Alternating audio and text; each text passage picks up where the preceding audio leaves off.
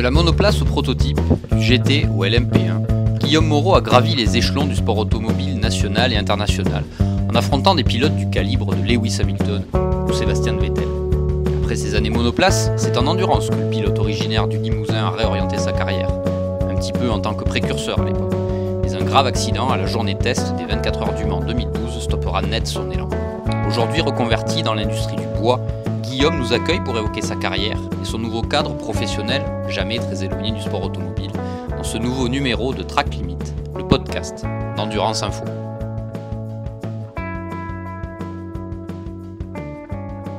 Pour ce premier numéro de Track Limit, on va dire hors sport auto, on n'est pas sur un circuit. Donc déjà Guillaume, merci de nous recevoir dans ton univers professionnel qui est loin quand même d'un circuit automobile. Si on regarde derrière par la fenêtre, on est plus du côté bois.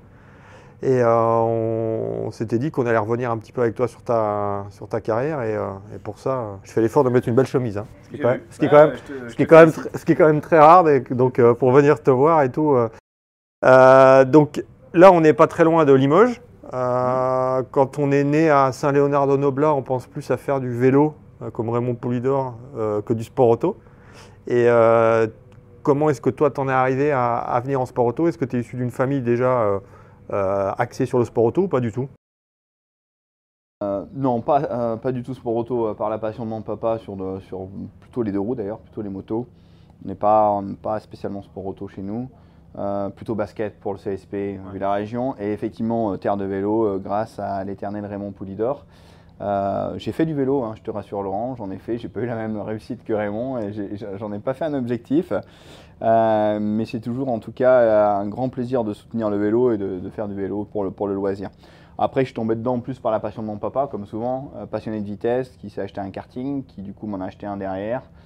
Et puis au bout d'un moment, on voit son enfant aller aussi vite, puis plus vite que soi, et on se dit bon, on va lâcher le karting, et puis on va se concentrer pour suivre le petit.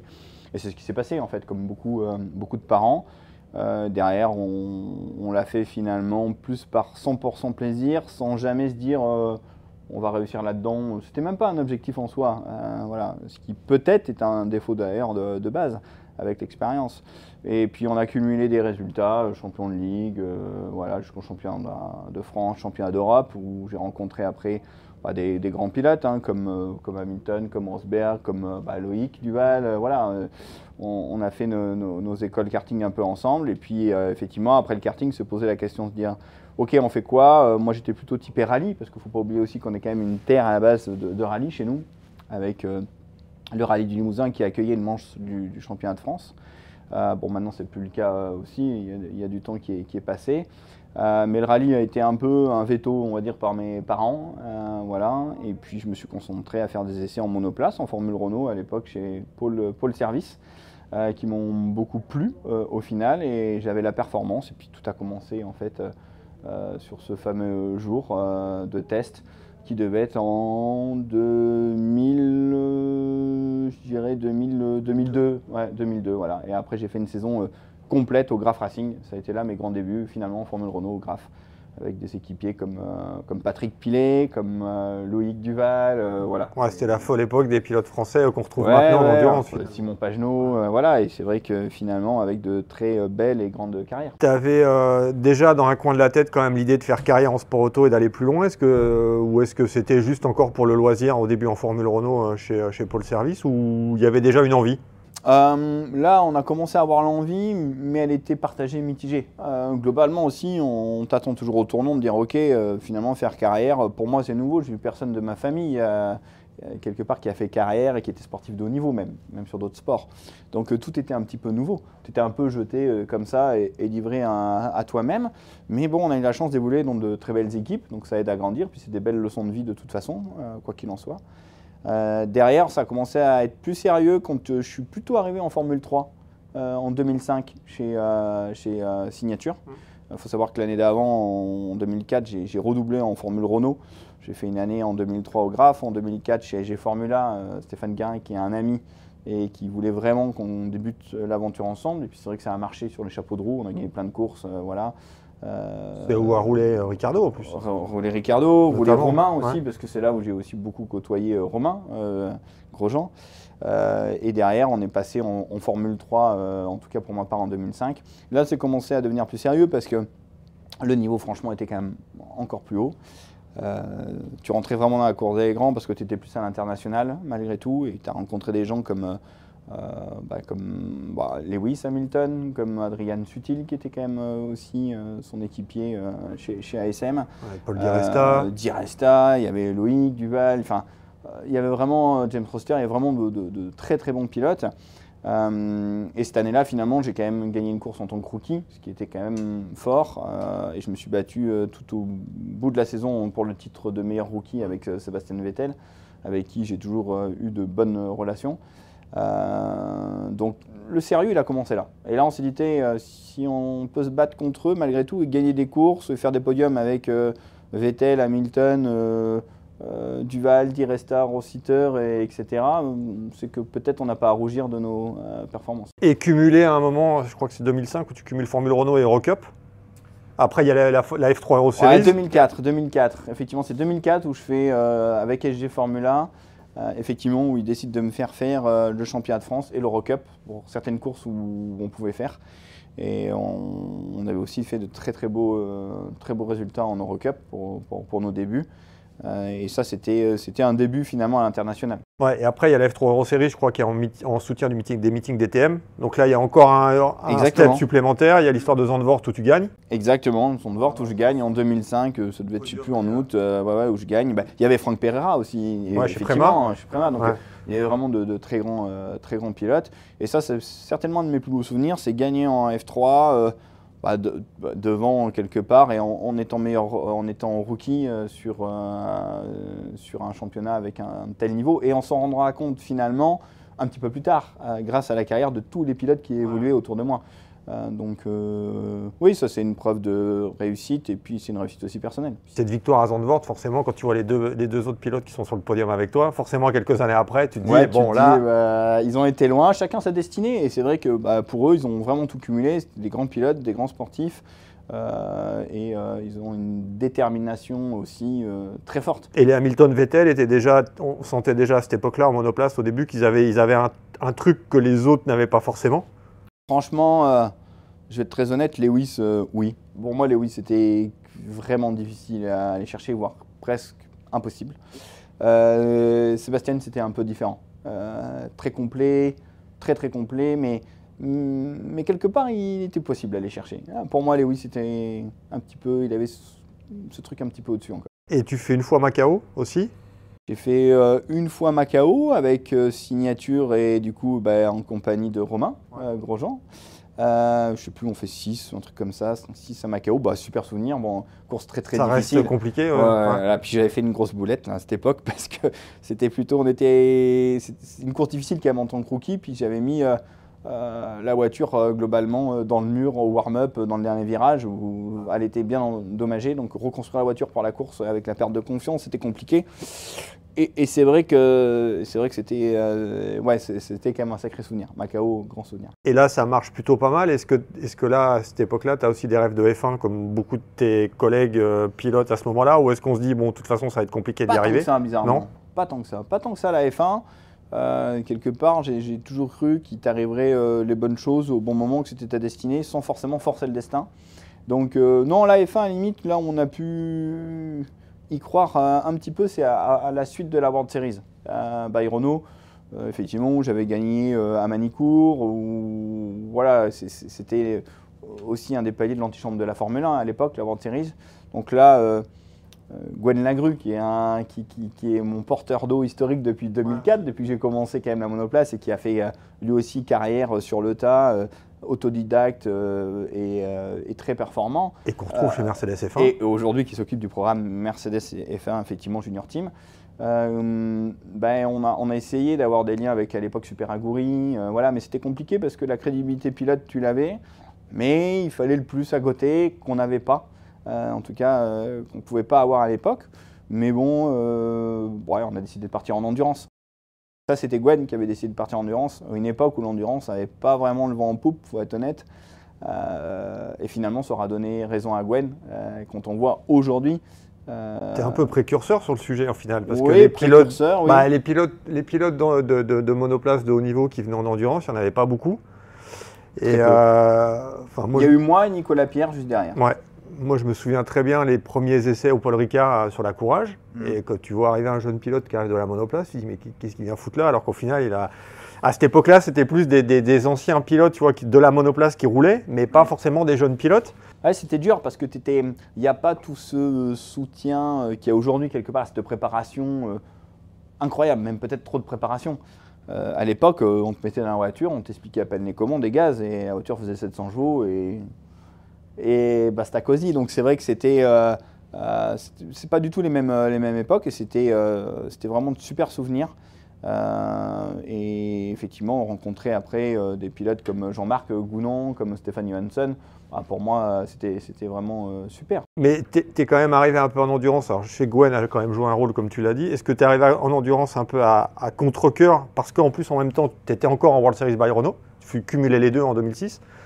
Ou est-ce que tu as fait aussi un peu on va dire, le deuil de la monoplace et de se dire je peux peut-être faire une belle carrière en endurance? Ou est-ce que tu t'es dit, ouais, l'endurance, ok, mais bon, c'est un peu une voie de garage? Alors, l'endurance, quelque part, quand tu arrives en LMP1 chez Courage, non, pas du tout. Là, je ne l'ai pas du tout vécu comme ça. Gwen, effectivement, la grue m'avait bien convaincu de dire non, je pense que c'est vraiment un bon filon sur les années à venir. Ça peut que grandir, et il a eu entièrement raison. Ça a été une année difficile chez Courage, parce que c'est vrai que globalement, c'est quand même très exigeant et sans explication sur un jeune pilote fougueux comme moi. Ça avait mérite quand même de tenir. Enfin, si demain j'étais manager ou team manager d'une équipe, je le ferais, pour être honnête, complètement différemment. Mais là où je l'ai pris plutôt à contre-cœur, c'est quand je suis passé du proto au GT. Là, il a fallu vraiment me convaincre, et Gwen a fait un gros travail pour ça, parce qu'arriver chez Corvette, chez Lucas Alphand, malgré toute l'estime que j'ai pour Luc et que j'ai appris à connaître, et qui est un immense sportif et vraiment humainement incroyable, j'avais pas envie d'y aller. C'est une régression un peu en fait. Tu le prends pour une régression, tu dis bah ouais, mais moi j'ai fait le proto, ça a été compliqué parce qu'il y a des sortes de pistes, pour plein d'autres, et je ne voudrais pas rentrer dans les détails de l'équipe, mais il y a plein de choses qu'on ne sait pas vraiment quand tu vois de l'extérieur. Mais du coup, bon, moi je connaissais le potentiel que je pouvais avoir et autres, donc tu dis bah non, j'aimerais bien une autre saison, autre chose. Bon, finalement, j'ai quand même écouté Gwen, j'ai toujours écouté Gwen, et je suis allé chez Corvette avec Lucas Alphand. Et finalement, on a gagné le titre en GT1. C'était quand même une super voiture aussi, la Corvette, que j'ai appris à aimer. Je n'ai jamais vraiment trop voulu aller en GT et faire une carrière en GT. Et finalement, à chaque fois que j'étais dans une GT… Ça a marché. Mais parce que des fois, la vie te sourit et tu ne sais pas pourquoi. Tu peux avoir beaucoup de performances sur une catégorie, tu peux vraiment trouver du mal à briller. Et à contrario, arriver dans une autre catégorie, tu es performant, c'est pas le problème, j'étais performant. Mais là, tout se cumule, tout te sourit. Tu sais vraiment pas aussi vraiment pourquoi. Tu es dans la bonne voiture aussi, une bonne équipe, tout. Et finalement, les choses s'alignent naturellement. C'est ce qui m'est arrivé quelque part en GT. Donc ça a donné raison à Gwen. J'ai rencontré Luc, que j'ai encore aujourd'hui. J'ai rencontré le baron de Rothschild, Benjamin de Rothschild, qui m'a fait essayer une Ferrari à Misano avec Luc, et voilà, qui est malheureusement plus de ce monde, mais c'est quelqu'un qui avait quand même un cœur immense, avec qui voilà, j'adorais échanger. Et grâce finalement à ce choix-là, j'ai pu monter dans une Ferrari F1, j'ai pu faire des tests à Misano, et puis continuer l'aventure avec Luc. Et donc, bon, il y a la découverte du Mans. Bon, 2007, je reviens juste 2007, ça ne se passe pas forcément très bien avec une sortie de piste, les journées tests. Aux journées tests, au pré-test. Où c'est déjà c'est chaud. Où c'est très chaud, ça tape très très fort, et je m'en sors à l'époque très bien, ça c'est clair. Le Mans se passe pas mal, plutôt sur la réserve. Mais t'apprécies quand même le côté 24 heures du Mans endurance, partager la voiture quand tu viens de la monoplace? Oui, tu l'apprécies quand tu joues le général, je trouve. Ouais, donc plus quand j'étais avec la Corvette, où tu joues la catégorie. En fait, tu joues la catégorie, mais les gens le voient différemment. T'es peu perçu, en soi. Et puis quand t'es typé monoplace et que t'aimes ça et que t'es un racer, parce que moi je suis quand même un racer et j'adore ça, c'est difficile, malgré tout, je trouve. Après, de toute façon, t'as guère le choix. Qu'est-ce que tu veux faire d'autre? Mais voilà, faut être honnête. Donc après, tu t'accommodes à ça. Mais je pense que tout pilote te dirait non, mais moi, si tu laisses le choix à n'importe qui, il est en F1.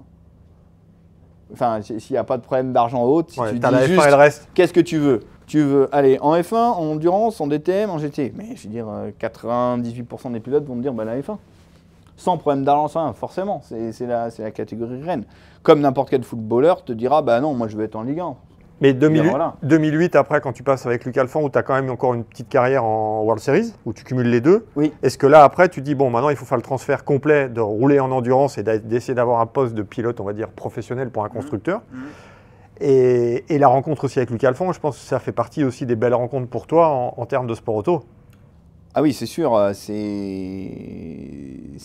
une très très belle rencontre qui m'a donné une certaine crédibilité aussi. Où j'ai fait des pole positions en GT. Enfin, on a quand même gagné devant Aston Martin avec officiel. Et alors que Luc était quand même aussi un pilote B gentleman. J'avais Patrice aussi avec moi à Gouelard. Enfin, je veux dire, tout le monde a fait super bien son boulot.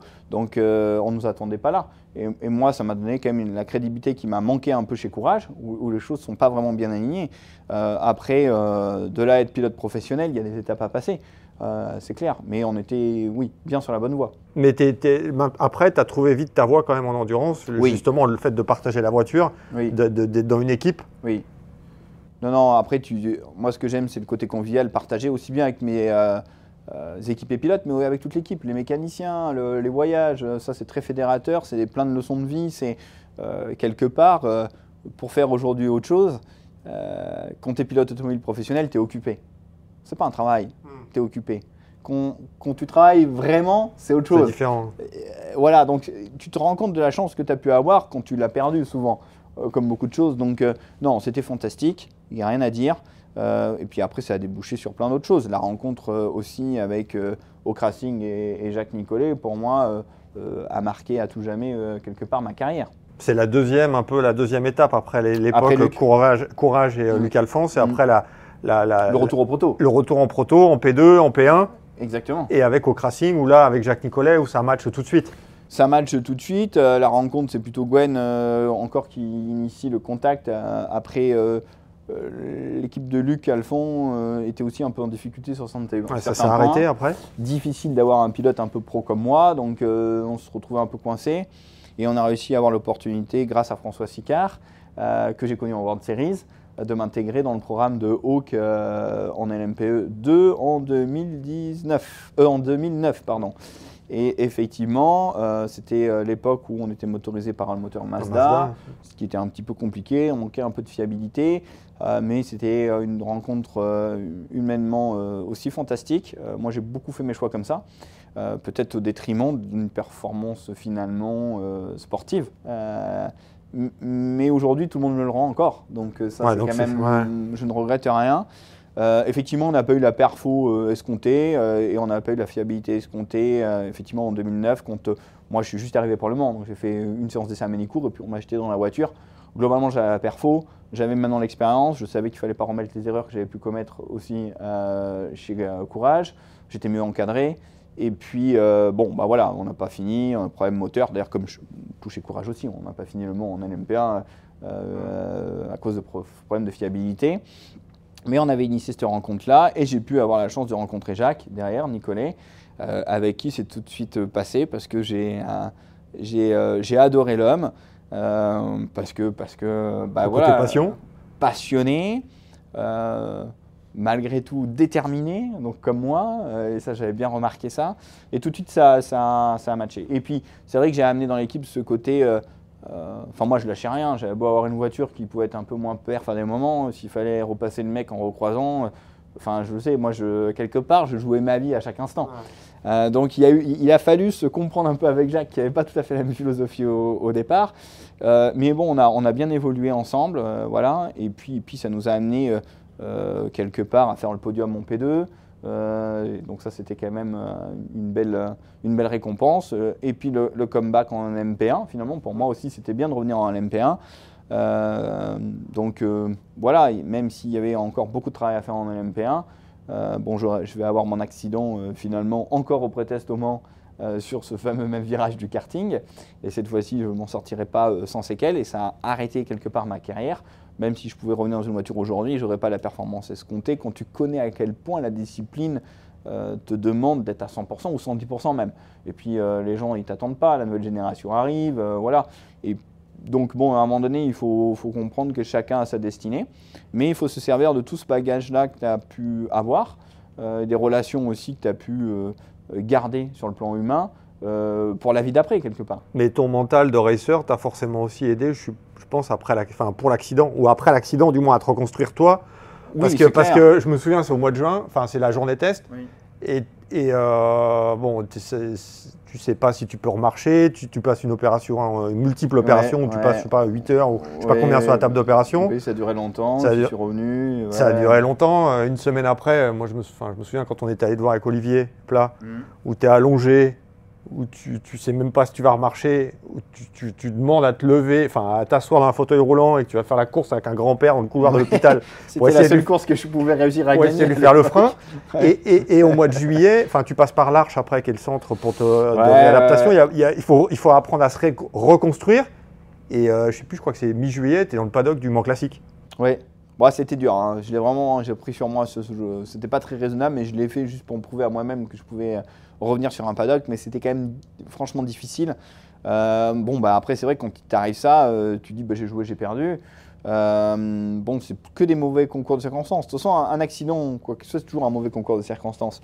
Après, effectivement, le mental aide beaucoup, l'entourage humain aide beaucoup aussi. J'ai la chance quand même d'être très soutenu par ma famille et mes proches, mais ça a été quand même un parcours de vie et un moment de ma vie vraiment difficile, quoi. Il y a eu beaucoup de découragement quand même, ou pas vraiment? Pas tant que ça, malgré tout. Il y en a eu, des doutes. Des doutes? Des doutes. Découragé, jamais. Je dirais que j'ai jamais été découragé. Mais des doutes, ouais, tu doutes. Parce que quand tu penses progresser, que le chirurgien revient et dit non, en fait, nous, on pense vous pouvez mieux faire. On pense qu'il y a encore une compression à la moelle, on va vous faire repasser sur la table d'opération.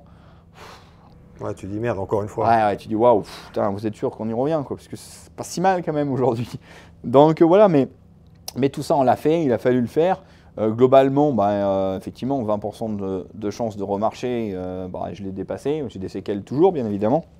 Mais bon, on m'aurait dit ça avant, j'aurais signé tout de suite. Donc non, en soi, c'est un parcours de vie, je m'en suis sorti. Tout le monde n'a pas la chance de s'en sortir, c'est ce qu'il faut noter. Et je crois qu'il n'y a pas un jour où j'y pense pas, même encore aujourd'hui. Donc ça a quand même marqué ma vie.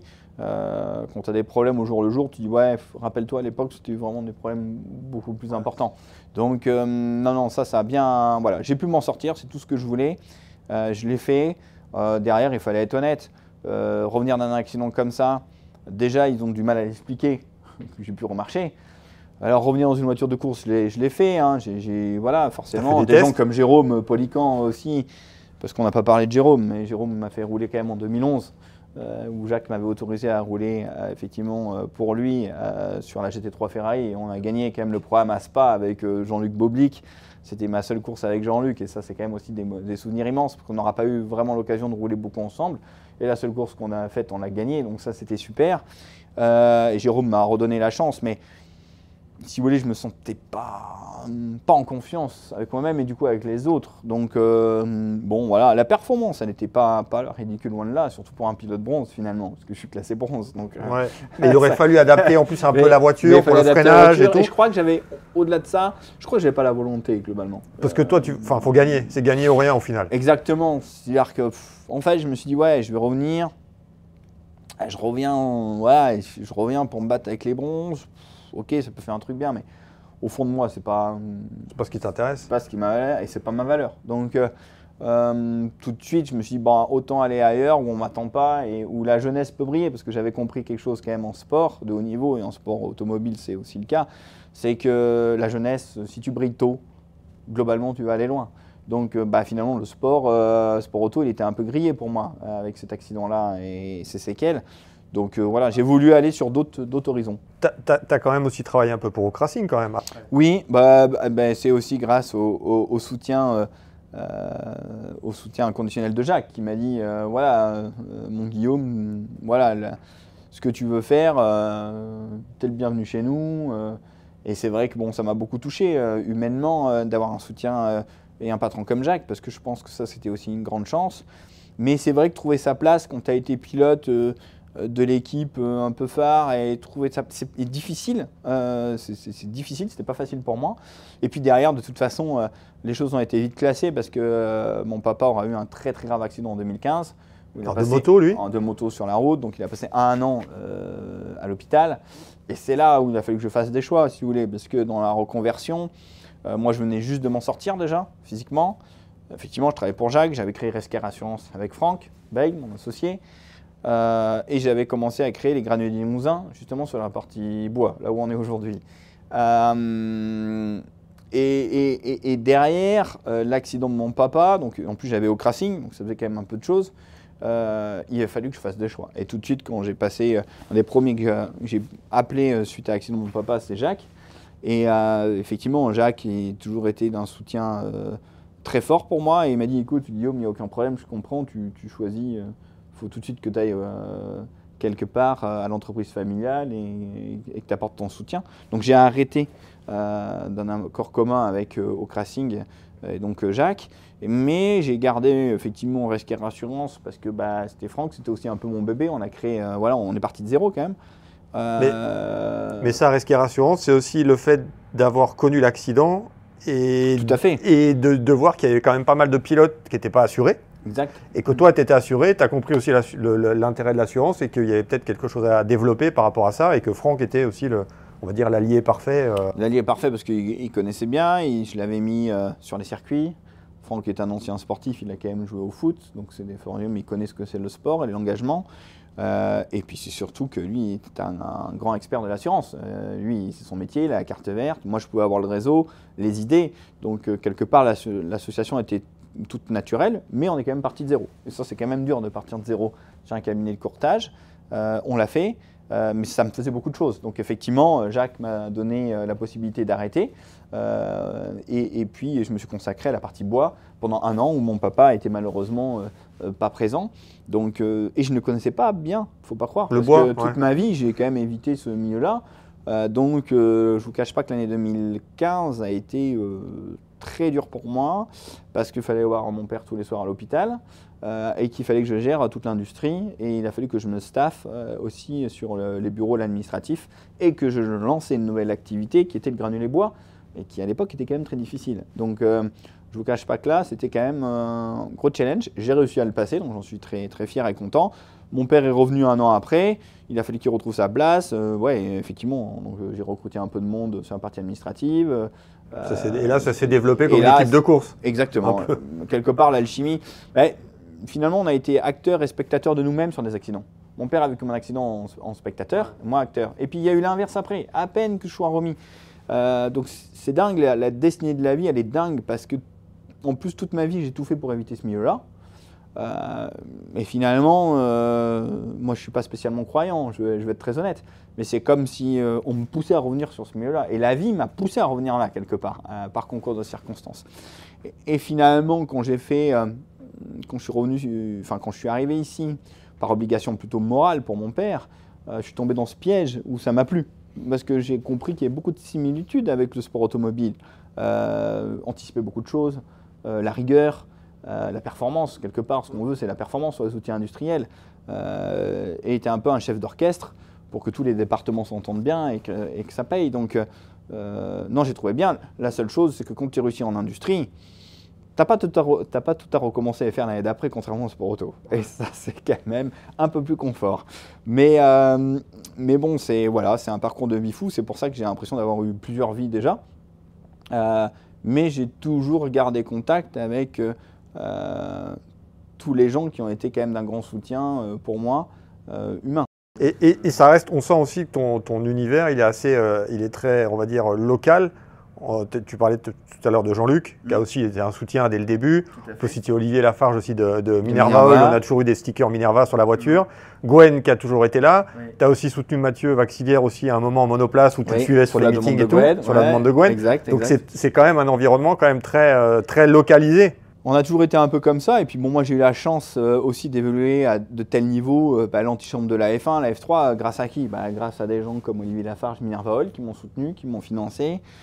Jean-Luc Boblic, j'ai eu Manitou, j'ai eu Gwen qui m'a beaucoup aidé. Les sociétés aussi un peu de la famille qui, avec nos moyens, on a fait ce qu'on a pu faire. Donc je me suis toujours promis qu'à partir du moment où un jour je pourrais leur rendre, je leur rendrai. Donc c'est pour ça que même quand j'ai été professionnel derrière, j'ai toujours souhaité un affichage malgré tout pour ces partenaires-là. Et puis aujourd'hui, dans le monde de l'industrie, il y a des choses, il y a des marchés qui sont indéboulonnables, comme l'achat d'huile chez nous.